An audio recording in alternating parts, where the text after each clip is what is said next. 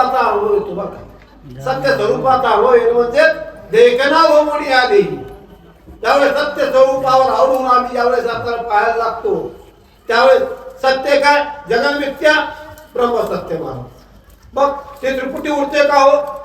दृश्य द्रष्टा दर्शन पाहणारा दिसणारी वस्तू आणि होणारा दर्शन. त्यावेळी त्या अवस्था कशी असते? जे जे दिसे भूतो ते ते मानिजे भगवंतो.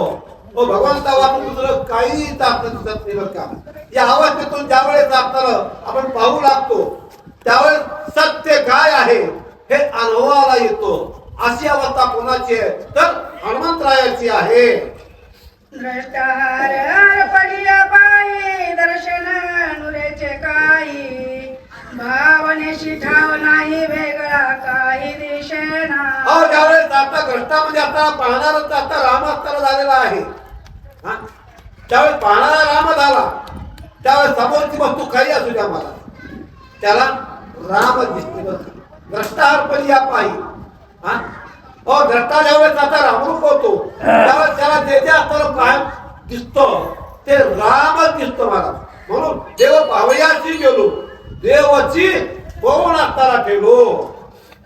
द्रष्टा होय परिचिन्न तरी भाषे दृश्याचे बाण झाली त्रिपुटाशी बोळवण कपट चिन्ह तेथे कायचे. समोरची वस्तू आपल्याला केव्हा दिसते?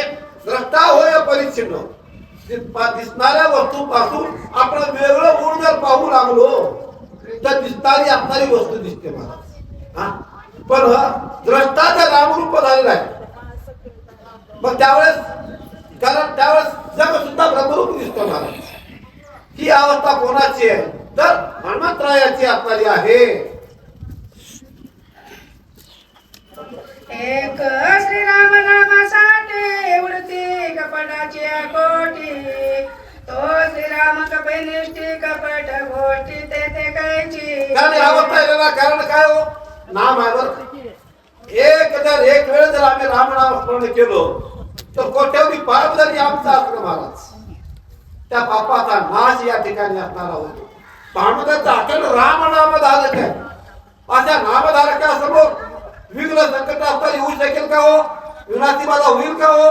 कदापि आता विनाती बाधा होणार नाही म्हणून नाथ माऊली या ठिकाणी सांगतात.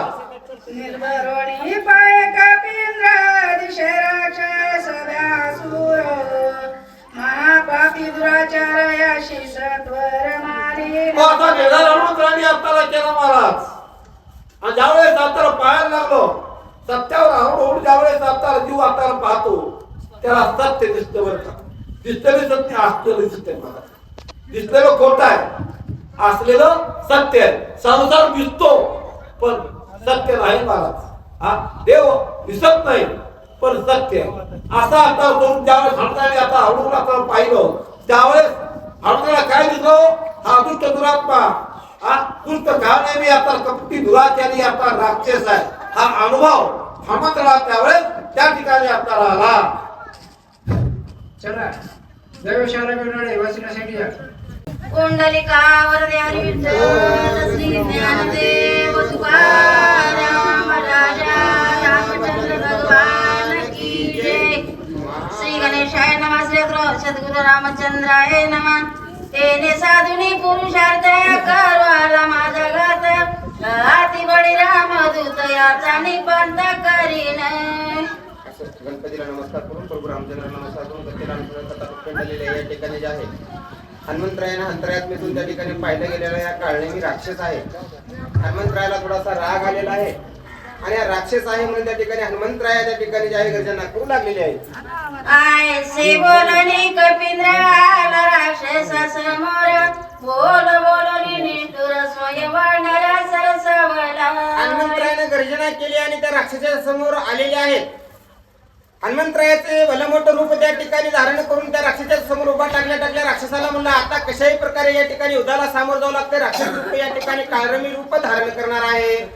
अरे पापियानी शाजरा जनी पडसी दुराचारा तुझ्या करीन मी संहारा कपटाचारा सांडी पडते.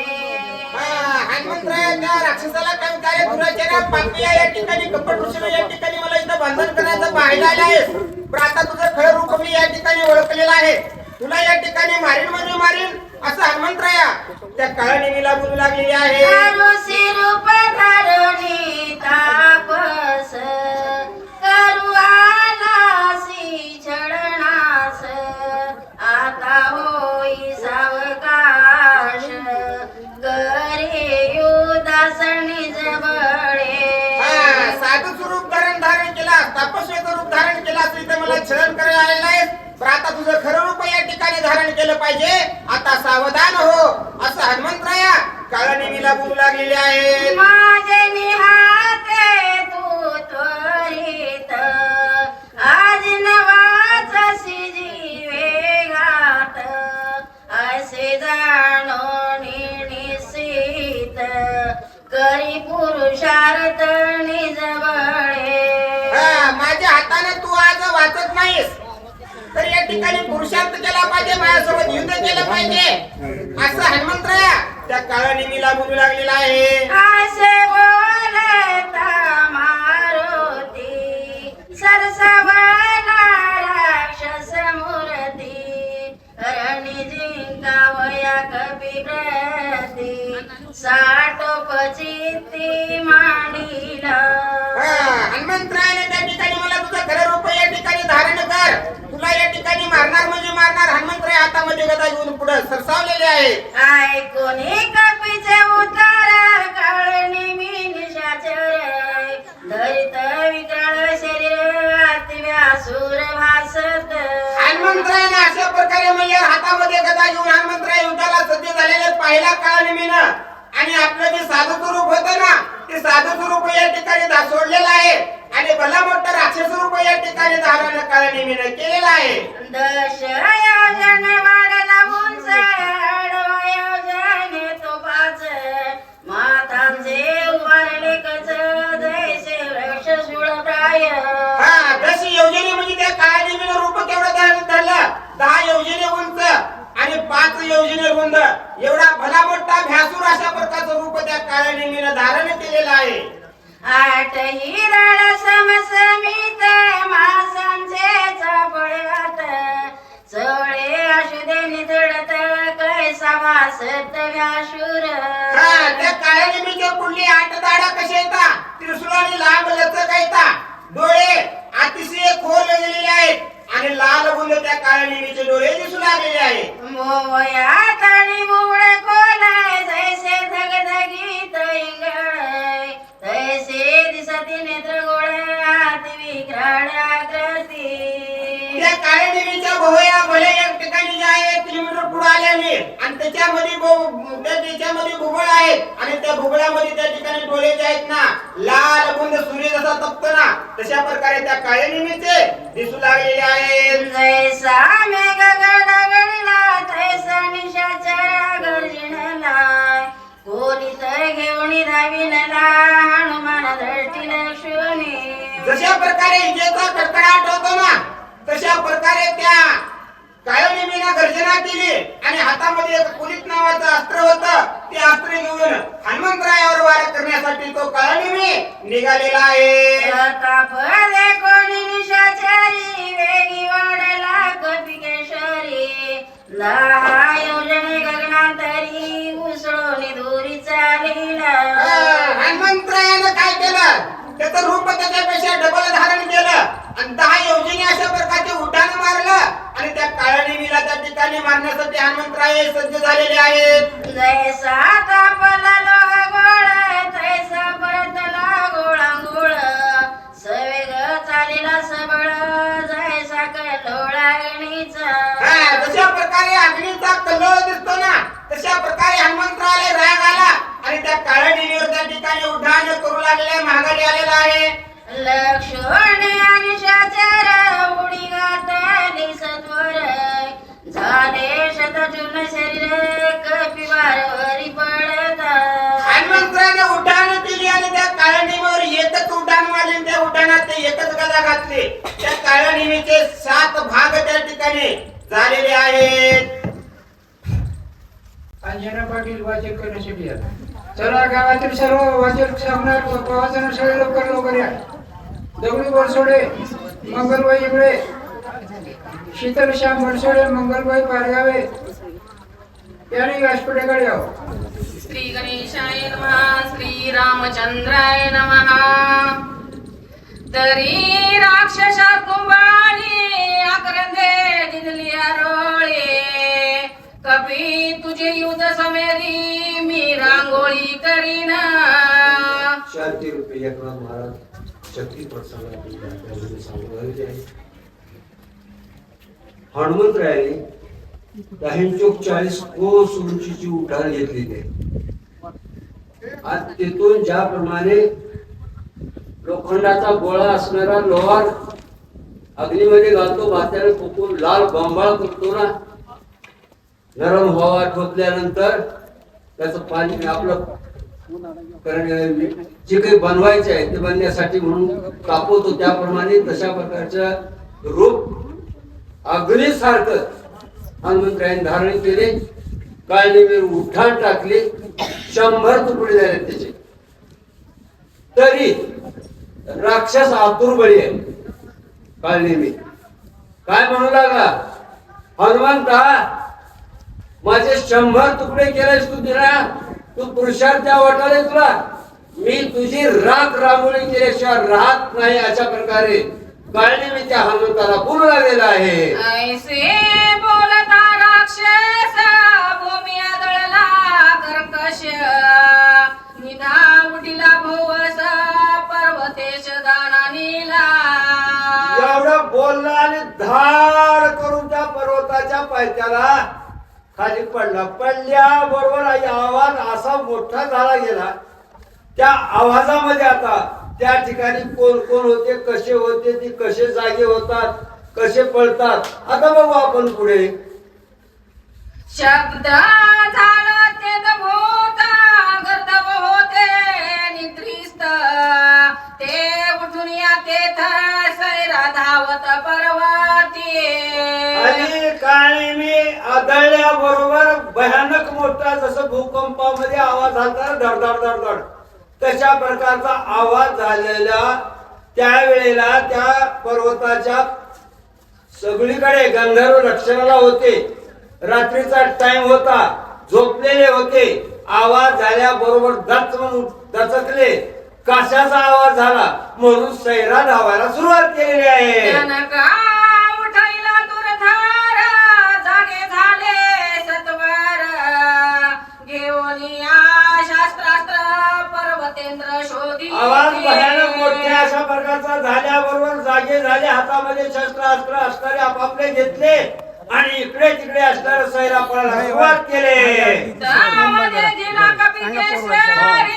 भवता वेळीला सामग्री वर्षताती शास्त्रासी निशी माझी चोरी केवी करीसी. धावू लागले. त्यावेळेला त्यांच्या दृष्टीला हनुमंतरायाचे दिसलेले आहेत. दिसल्याबरोबर धावत पळत हनुमंतापाशी गेले. गंधर्वाच्या हातामध्ये शस्त्रास्त्र होते. त्या हनुमंतरायावरती असणारे वर्षाव करायला सुरुवात केले आणि म्हणू लागले, रात्रीच्या टायमाला या ठिकाणी चोरी करायला तो कोण आलेला आहेस, चोर आहेस, अशा प्रकारे बोलायला सुरुवात केले. तू कोण कैसा कोण आहेसी, मध्यरात्री का आलासी, पर्वती सैरा विचारसी, आज्ञा कोणासी पुसिली. अरे बाबा, तू कोण, कुठला, या पर्वतावर कशासाठी आलेला आहेस? बर आलास ते आलास, आज्ञा तरी घेऊन यायचं होतास. कुणाची आज्ञा घेऊन तू या ठिकाणी आलेला आहेस आणि या पर्वतावरती सैराट अशा प्रकारे फिरू लागलेला आहेस? अशा प्रकारे प्रश्नामागे प्रश्न गंधर्व हनुमंतरायाला करू लागलेले आहेत. निसी मध्यांत धारी तू विचारसी गिरिखारी, पर्वताकार शरीरी कोण घरेवरी पडिला आसे. कुठं अशा प्रकारचा अंधार आहे. या अंधारामध्ये शिखरावर चाललायस, पायथ्याला येऊ लागलायस, सैराट असणारा फिरू लागलायस. बरं, एवढं मोठं असणार कोण मारून या पायथ्याला टाकलेला आहेस, हे सविस्तर मला तू सगळा वर्तमान सांगा. अशा प्रकारे गंधर्व हनुमंतरायाला बोलू लागलेले आहे.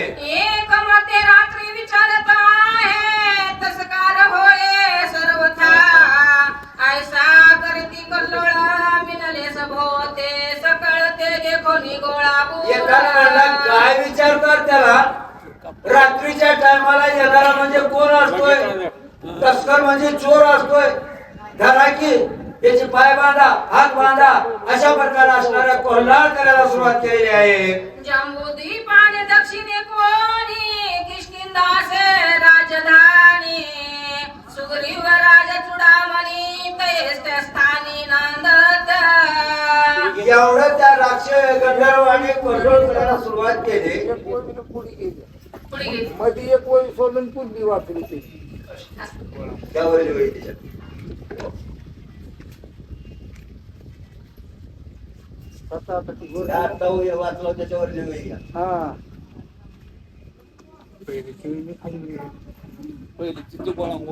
तिथंच झालं.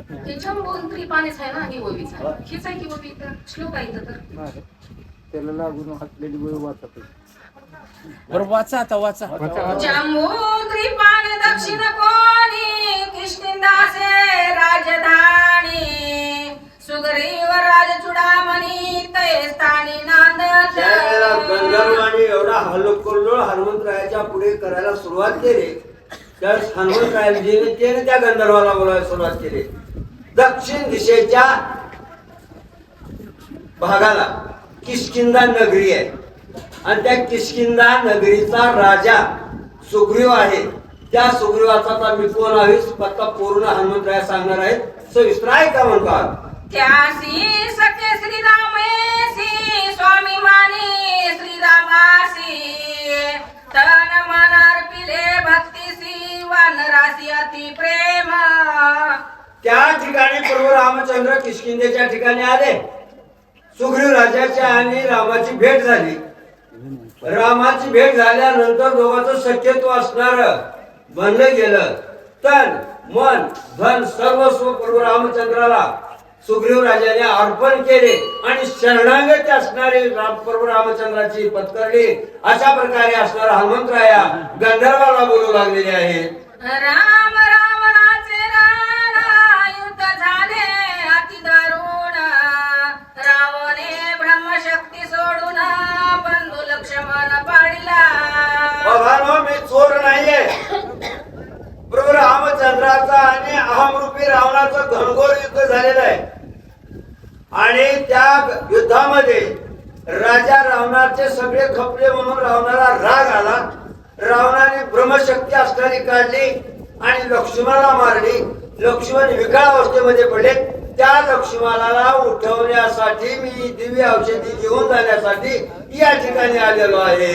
वाचवावया स्वामित्रासी नेमू आले औषधेसी विघ्न करावे म्हणा तुम्हासी मी करीतो. त्या लक्ष्मणाला उठवण्यासाठी मी दिव्य औषधी घेऊन जाण्यासाठी या ठिकाणी आलेलो आहे. तुम्ही कसल्याही प्रकारचं विघ्न मला करण्याचा प्रयत्न करू नका. माझे हात जोडून विनंती आहे तुम्हाला. अशा प्रकारे असणारा हनुमंतराया विनंती पर गंधर्वाला बोलायला सुरुवात केलेली आहे. उदया येता गवस्ती प्राण सांडिली उर्मिला पती म्हणून औषधी मध्ये रात्री नेहो निश्चिती मी आलो. अरे बाबांनो, सूर्य उदयाचे किरण लक्ष्मणाच्या शक्ती भेदाच्या ठिकाणी पडल्याबरोबर लक्ष्मणजी मृत्युमुखी पडणार आहेत. म्हणून लक्ष्मणाला कसल्याही प्रकारचा बाधा होऊ नये, मृत्युमुखी पडू नये म्हणून मी मध्यरात्रीच्या टायमाला दिव्य औषधी घेऊन जाऊन लक्ष्मणाला उठवण्याच्या कार्यासाठी मी या ठिकाणी आलेलो. मला विघ्न तुम्ही करू नका. प्रल्हादांना वाचन करण्यासाठी काका साहेब शिंदे सांगण्यासाठी पुंडलिकावर विठ्ठल श्रीनामदेव तुकाराम राजा रामचंद्र भगवान की जय. सुग्रीवे सहित वानर सकळ श्रीरामाचे किंकर माझे नाम हनुमान वीर मार्ग सत्वर मज द्यावा. मार्ग सत्वर मज द्यावा. संत एकनाथ महाराज या ठिकाणी नामाचा महिमा सांगत असताना या जीवाला कोणता मार्ग मिळावा त्या मार्गाप्रत नेण्यासाठी सकळ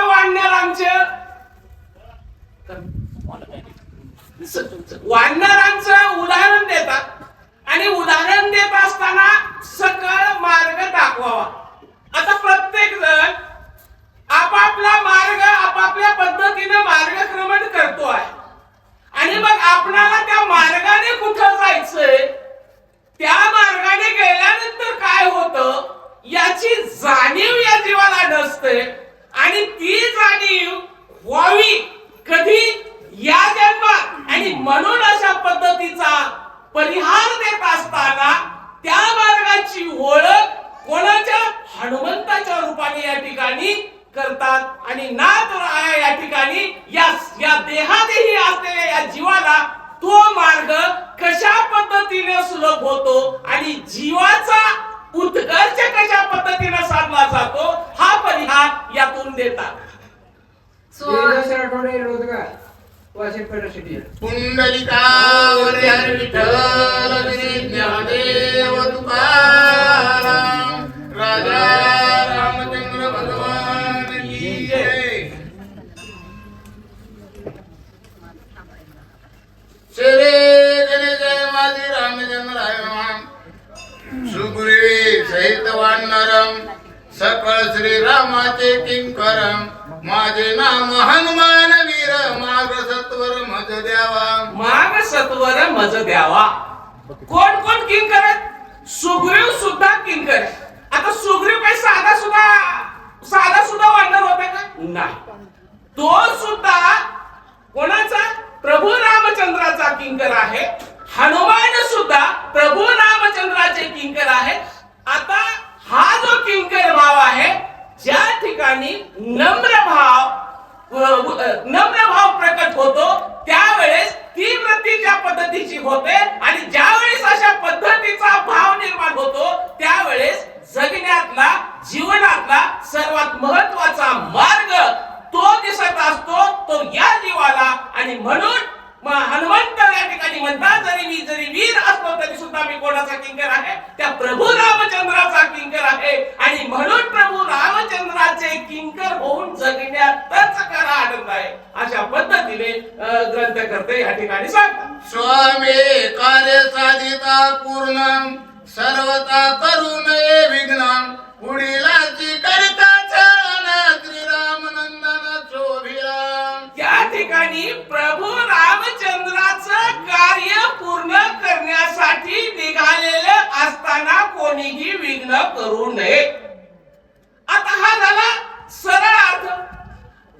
ज्या वेळेस एखादा जीव अशा पद्धतीचं लोक कल्याणकारी लोकहिताचं कार्य करण्यासाठी जर निघत असेल तर त्या कार्यामध्ये कुणीही बाधा आणू नये. आता हा झाला सगळा भावार्थ. लक्ष्मणाला शक्ती लागल्याच्या नंतर लक्ष्मणाला उठवायचंय पण त्याच्या पाठीमागचा जो भाव होता जो इतिहास होता ते सर्वांना माहितीये. सर्व देव देवता 33 कोटी देव बनवणीमध्ये होते. तो कार्यभाग साधणार होता का? नाही. आणि तो कार्यभाग साधायचा हे जे कार्य होतं हे महत् कार्य होतं आणि म्हणून अशा महत् कार्यामध्ये विघ्न आणणं हे पाप असतं. आणि जो अशा या महत् कार्यामध्ये विघ्न आणतो त्याला त्याची फळे याच जन्मात भोगावी लागतात. म्हणून आपण सर्वांनी हे लक्षात घेणं गरजेचं आहे. कारण रामायणाची कथा चालू आहे. गेल्या वर्षी होतं या वर्षी होतं अजून पुन्हा किती वर्ष चालणार आपल्यालाही माहित नाही. पण कथा सुरू असताना अशा पद्धतीचा परिहार पुन्हा पुन्हा येतो आणि मग या जीवानी प्रभू रामचंद्राच्या कार्यामध्ये हनुमंताने स्वतःला ज्या पद्धतीने वाहून घेतलं आणि वाहून घेतलं म्हणूनच कुणाचा उद्धार झाला हे आपण आता यापूर्वी ऐकलेलं आहे. पुढे बोला.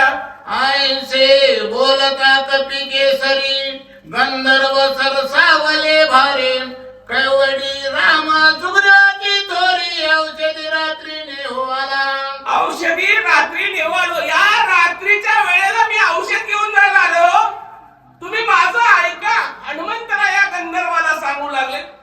गंधर्वाच्या मनामध्ये हनुमंताला बघून वेगळा भाव उत्पन्न झाला होता. या रात्रीच्या वेळी अशा ठिकाणी अशा निर्जन स्थळी असा कोण करण्यासाठी आलोय. पाप करायला काय की म्हणून अशा पद्धतीचा विकल्प कोणाच्या गंधर्वाच्या मनामध्ये निर्माण झाला होता. पण त्या ठिकाणी हनुमंतराय त्यांना समजावून सांगू लागले की बाबा मी या ठिकाणी ती दिव्य औषधी घेऊन जायला आलो आहे. माझ्या या कार्यामध्ये कृपा करून कसल्याही प्रकारचं विघ्न आणू नका. माझी तुम्हाला कळकळीची नम्र विनंती आहे. अशा पद्धतीचा आविर्भाव हनुमंतराय त्या गंधर्वाच्या समोर विनम्रपूर्वक सांगू लागले. सकळ सैन्य सरसावले मारावयास झाले गदा परिगती खंड भाले वर्षू लागले सर्व काळे. हनुमंतराय त्या ठिकाणी आपले दोन्ही हात जोडले त्या गंधर्वाला विनंती करता सांगू लागले हे गंधर्वानं कृपा करा मला माझा काम पूर्ण करू द्या. मग प्रभू रामचंद्र त्या ठिकाणी वाट पाहतात. सर्व वानर सेना वाट पाहतात. अशा पद्धतीने विनंती करत असताना सुद्धा त्या गंधर्वाला हनुमंताचं बोलणं काही खरं वाटत नव्हतं.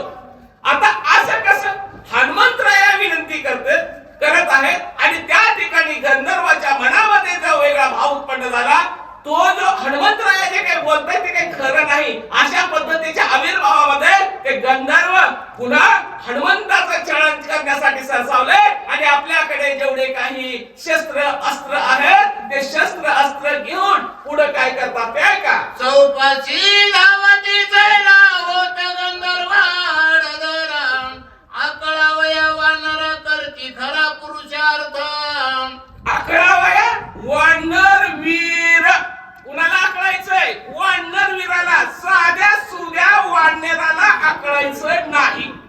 कोण निघाले आकळायला? हे सगळे गंधर्व.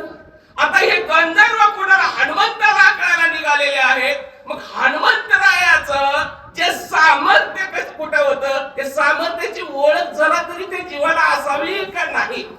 नव्हती म्हणूनच ते काय केले हनुमंताला एकदा धरावं आणि एकदा टाकावं बाजू आकळावं अशा पद्धतीचा आविर्भाव त्या गंधर्वाच्या मनामध्ये निर्माण झाला.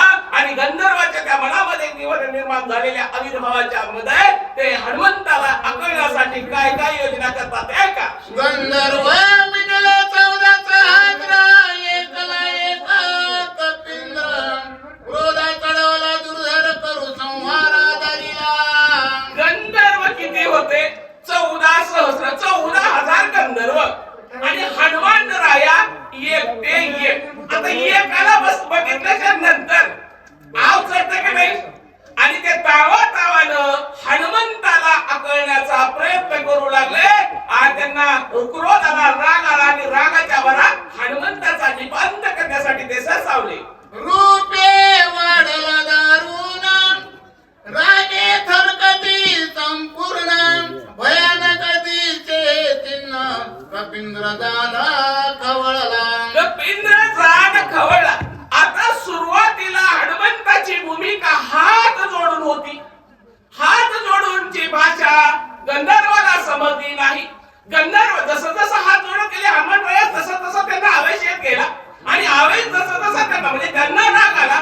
आणि हे सगळं पाहिल्याच्या नंतर हनुमंतानी आपले डोळे बंद केले आणि केले काय आपलं विशाल रूप असं धारण केलं आणि हनुमंतराया जागच्या जागी 14,000 गंधर्व होते.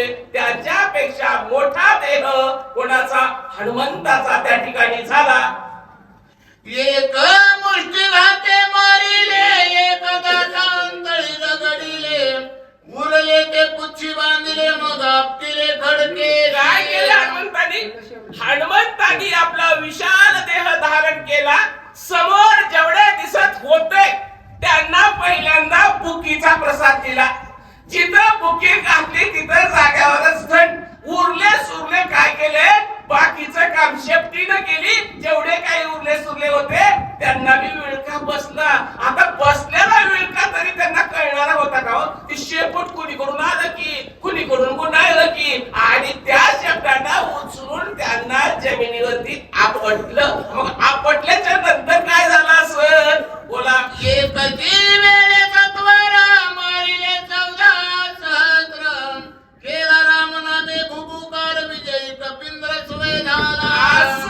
असं म्हणजे त्या शेपटीचा आडा मारला आणि एकाच वेळी 14 सहस्रांचा निपांत केला आणि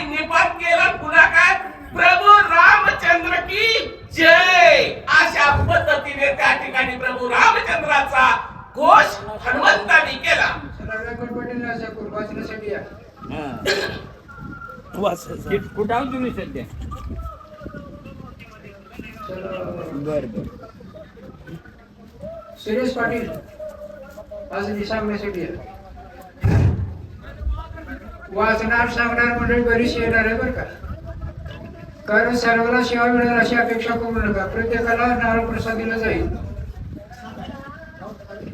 कारण ठराविक लोक त्या ठिकाणी असं मागच आहे.